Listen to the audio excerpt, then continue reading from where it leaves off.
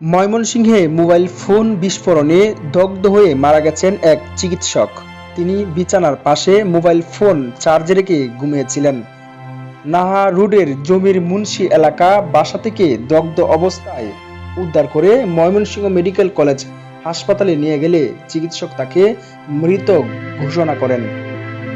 নিহত Tarikul Alam Numan Mymensingh medical college হাসপাতালের orthopaedics বিভাগের সহকারী অধ্যাপক ছিলেন। তিনি ময়মনসিংহ নগরীর গরিব জমির মুন্সি এলাকার মৃত তাহের উদ্দিনের ছেলে। পরিবারের সদস্যদের বরাত দিয়ে পুলিশ জানায়, তরিকুল আলম হাসপাতালের দায়িত্ব পালন শেষে রাত 1টার দিকে বাসায় ফেরেন। তিনি একটি কক্ষে একা ঘুমাতে যান। ওই সময় প্রতিদিনের মতো বিছানার পাশে মাল্টিপ্লাগে চার্জে দেন মোবাইল ফোন। সেটি বিস্ফোরিত হলে ঘুমের মধ্যেই দগ্ধ হন তরিকুল।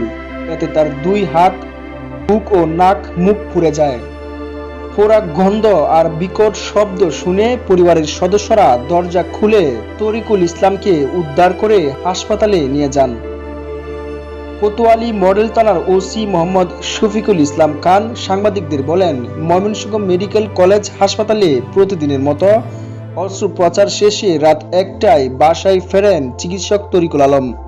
পরিবারের অন্য সদস্যদের বিরক্ত না করে তিনি আলাদা কক্ষে ঘুমাতে যান।